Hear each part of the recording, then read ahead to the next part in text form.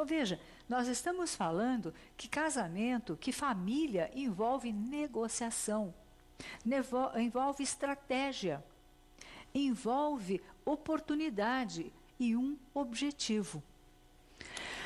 Nós temos aqui a questão do desemprego e da falta de dinheiro como uma fonte muito grande de problemas no casamento. A falta do dinheiro, ela é tão delicada que muitas vezes as pessoas toleram por um tempo. Depois já começa a haver uma cobrança muito grande. Enfim, é um teste muito grande nesse processo de confiança mútua. E quando o casamento esfria? Parece que a gente olha para o outro e ele não desperta mais dentro da gente aquele impulso afetivo, aquele entendimento. O que acontece quando o casamento esfria? Existe uma autora que escreveu um livro chamado Separação, que é a Daphne Rose Kingma. Ela diz assim, que a maioria de nós ingressa na idade adulta desinformada. Do quê? Desinformada sobre nós mesmos.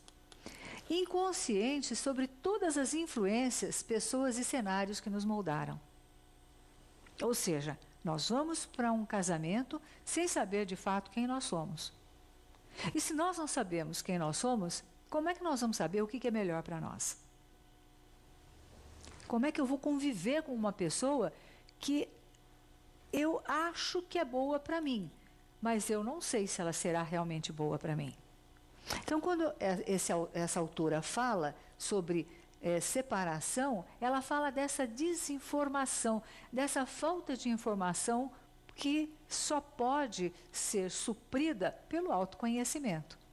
É o autoconhecimento que dá condições de uma pessoa poder realizar escolhas conscientes. Eu tenho um amigo já no plano espiritual, Dr. Luiz Monteiro de Barros, muito amado, um encanto.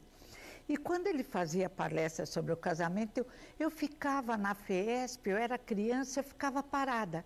E ele dizia assim, é claro que isso não acontece, mas era uma brincadeira dele, que os espíritos punham uma venda para que o casamento que fizesse os dois crescerem se realizasse. E que depois do casamento tirava a venda. Então, que era um susto. Emmanuel, no Vida e Sexo, diz assim, que sempre que houver ameaça física ou psíquica, pode haver uma separação, que é melhor para os dois. Mas nesses casos, lembra o querido Emmanuel, em geral, as raízes das dificuldades estão em encarnações anteriores. Não se justifica, porque os dois vieram preparados para a vitória. Agora, é claro que também a gente não tem que ficar exagerando, né? Vamos dizer assim, muitas coisas aparecem e as dificuldades surgem nos relacionamentos de agora, a despeito dos que a gente já teve no passado. Então, situações novas surgem, você tem que lidar com elas, junto com aquelas que pode ser com as relações do passado, né?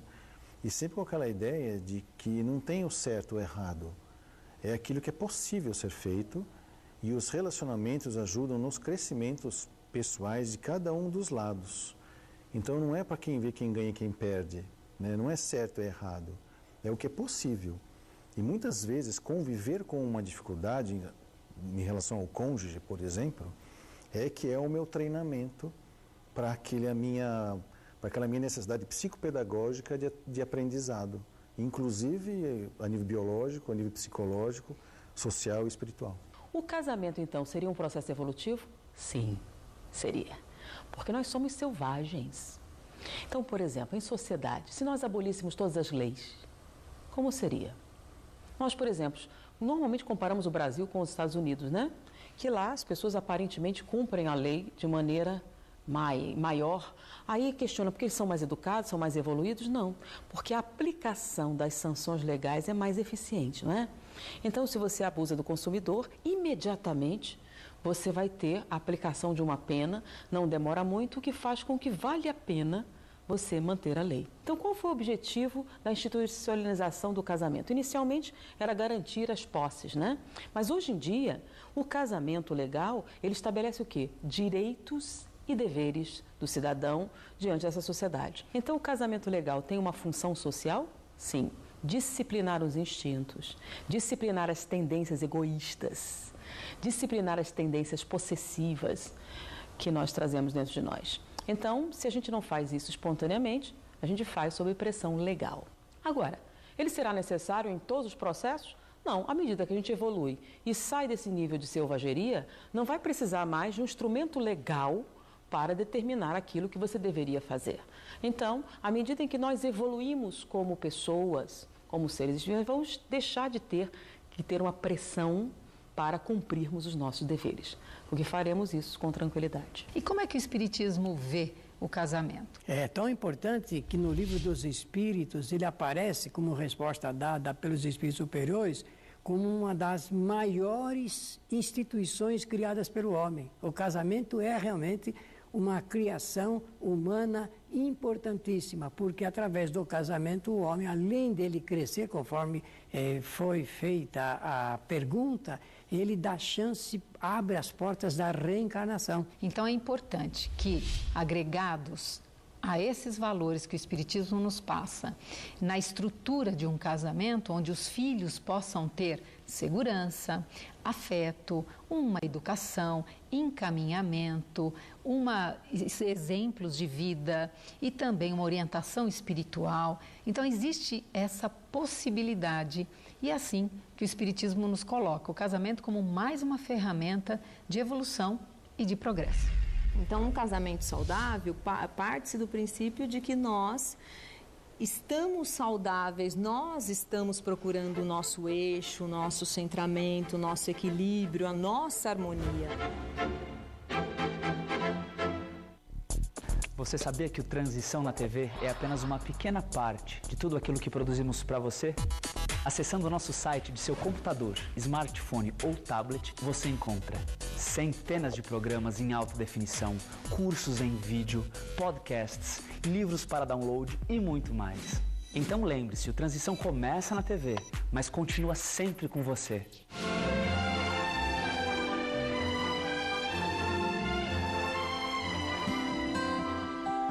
Rede Boa Nova de Rádio no ar, levando paz e espiritualidade para a sua casa.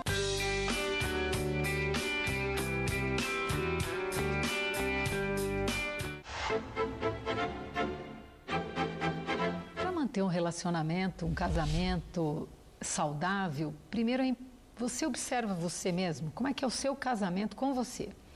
Porque nós temos homens e mulheres, a nossa parte masculina e feminina, então já é um casamento. E nós temos essa união interna, nós procuramos unir as nossas partes, unir as nossas intenções, isso falando individualmente. Então, se eu quero um relacionamento saudável, um casamento, como é que eu estou comigo mesmo? E a pessoa está com ela mesma. Então, um casamento saudável parte-se do princípio de que nós estamos saudáveis, nós estamos procurando o nosso eixo, o nosso centramento, o nosso equilíbrio, a nossa harmonia. E o casamento saudável vai ser uma completude, vai dar à nossa vida um sentido, um significado ainda mais interessante. Mas não é ele que vai fazer da nossa vida mais interessante. É necessário flexibilidade nas relações humanas. Se nós formos pessoas extremamente rígidas, nós não vamos conseguir nos relacionar. Nós vamos impor aquilo que para nós é a nossa verdade. E aí não tem relação. Reconhecer, então, em todos os momentos, se você tem essa crença, né, de que você tem a capacidade de alterar a sua própria vida, de mudar a sua própria vida e de afetar a vida da sua família. Como que eu vou afetar positivamente a vida da minha família? Nós estamos numa época em que nós sabemos que o planeta está entrando numa fase de regeneração. E nenhuma transição é serena, ela é turbulenta, porque é passagem é mudança, e toda mudança ela tem as suas dificuldades. Então nós estamos recebendo espíritos que estão cada vez mais preparados para fazerem essa mudança. As crianças de hoje são muito espertas, elas percebem, elas entendem, têm um vocabulário, lidam com a informática de uma maneira absurdamente capaz. Se você pedir para explicar, ele não consegue, mas ele sabe fazer. Então nós temos que criar os filhos num clima de verdade, de transparência, de amor e de valores. São esses valores que vão fortalecer esse espírito que, como diz Kardec na Gênese, é propenso ao bem, mas não é um espírito perfeito, que através de valores é que ele vai enfrentar as turbulências do mundo que nós estamos vivendo, dessa transição.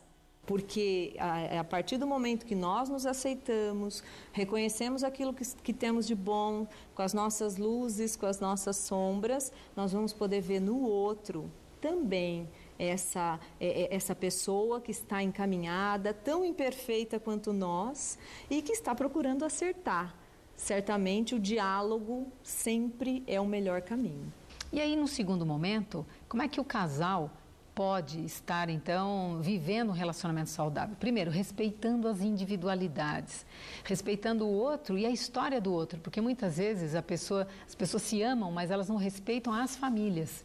Então, isso também há uma implicação nesse sentido. Eu acho muito importante, entre duas pessoas, elas não só olharem para si mesmas, mas olharem na mesma direção. O que eu quero dizer com isso? Não sugiro que as duas pessoas sejam iguais. Não, as diferenças também se complementam. Mas olhar numa mesma direção é ter uma direção transcendente. E não simplesmente um olhar para o outro. Por direção transcendente, eu digo ter uma causa em comum. Ambos vivenciarem a elevação como uma forma de alimento espiritual. Ambos tendo como fim último de realização a alegria interior. Ambos motivados pelo interesse nobre de doação, de caridade. Então, tudo isso eleva o relacionamento e torna muito mais rica a relação e muito mais carregada de significado. Um relacionamento saudável é aquele que coloca a própria relação a serviço de cada um, da relação, dos filhos e de algo mais. Que isso tenha um significado e que possa transbordar esse amor que ambos sentem. E quando nós falamos amor, algumas pessoas têm uma ideia romântica de amor, né? Mas esse amor que é do dia a dia, que são dos desafios, que é do autoconhecimento, do conhecimento do outro e do conhecimento da relação. Do conhecimento dos limites, do abrir mão muitas vezes. Então, todos esses movimentos fazem com que o relacionamento, o casamento, fique saudável. Sem aquela ilusão de que não há nenhum conflito, de que não há nenhuma rusga, nenhuma dificuldade, nenhuma aresta.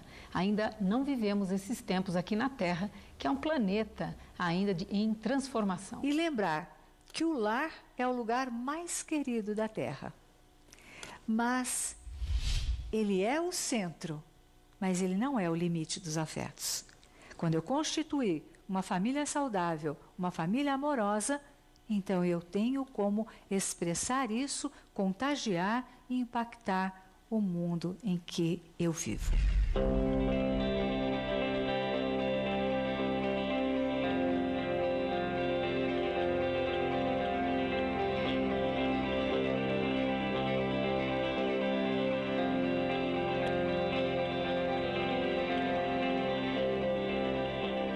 Na origem da humanidade, quando os homens ainda não estavam pervertidos pelo egoísmo e pelo orgulho e viviam segundo a lei de Deus, as uniões derivando da simpatia e não da vaidade ou da ambição, nenhum ensejo davam ao repúdio.